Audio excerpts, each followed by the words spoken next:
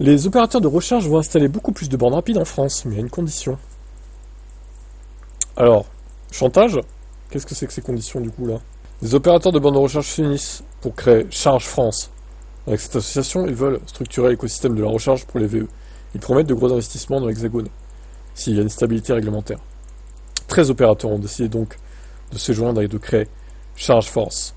Parmi ceux-ci, il y a Allego, Atlante, ChargePoint, ChargeGuru, The Plug, Driveco, Electra, Itotem, NG Vianeo, FastNed, Unity, Easivia, Powerdent, et Zunder, le nouveau truc espagnol là, qui apparemment a l'air pas mal. Des acteurs importants car ils proposent le plus souvent de la recharge ultra rapide, élément clé pour convaincre les automobilistes de passer à l'électrique.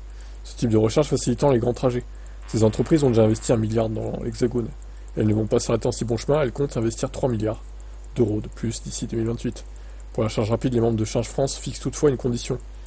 Cet investissement se fera dans la mesure où la stabilité réglementaire en France et en Europe permettra d'investir durablement dans des infrastructures de qualité. En clair, Charge France veut que les ventes de voitures électriques soient soutenues. Les sociétés plaident notamment pour un choc de demande avec le développement d'une réglementation ambitieuse et sur le verdissement des flottes d'entreprises, notamment via des mesures fiscales. Charge France milite aussi pour le maintien de la trajectoire actuelle d'électrification des véhicules électriques, y compris la fin des ventes thermiques neufs et hybrides en 2035. L'association s'inquiète ainsi face à la possibilité de l'Europe de revenir en arrière.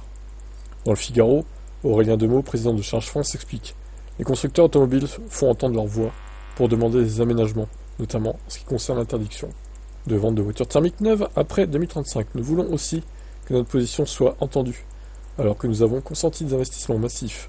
Les opérateurs pointent ainsi un décalage entre le développement rapide du réseau, contraint par les lois en France, et les ventes d'électriques qui ne progressent plus comme elles le devraient. Résultat, les investissements massifs pour installer des bornes sont difficiles à rentabiliser. Le taux moyen d'utilisation ne tant que d'une charge par jour et par borne. Avec Charge France, ces entreprises veulent ainsi parler d'une seule voix pour mieux se faire entendre des pouvoirs publics et peser davantage face aux constructeurs automobiles. Donc c'est intéressant, ça, le taux moyen d'utilisation. En gros, vu le nombre de bornes qu'il y a une seule charge par borne, quoi. Donc en gros, entre 30 et 45 minutes d'utilisation par jour en moyenne. Sur 24 heures, ça fait pas beaucoup, c'est sûr. Après, ça dépend aussi de la période. L'été, ça doit être beaucoup plus haut, et l'hiver... Enfin, l'hiver, si, peut-être les vacances de Noël. Mais c'est vrai que là où on est, par exemple, en février, mars, avril, mai, ça doit pas être ouf l'utilisation, quoi. Hors période de vacances, on va dire. Bon, eh ben, à voir comment ça va évoluer tout ça, encore une fois, voilà.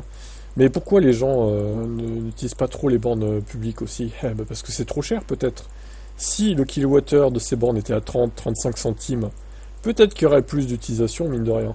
Les gens y réfléchiraient à deux fois. Peut-être que des gens même diraient ouais, vas-y, je fais une charge rapide, c'est pas beaucoup plus cher que chez moi, je vais y aller. Par exemple, IE-Charge, voilà. 25 centimes le kilowattheure. Excellent. Excellent tarif. Si t'es un peu pressé, si la borne est à 3-4 km chez toi, tu fais un petit détour, tu passes une demi-heure, 3/4 d'heure pour te recharger, tu reviens chez toi, voilà. T'as payé à peine plus cher que chez toi en heure creuse, sauf que bah, du coup, t'as pas eu à attendre, quoi. Et t'es prêt pour aller faire un trajet.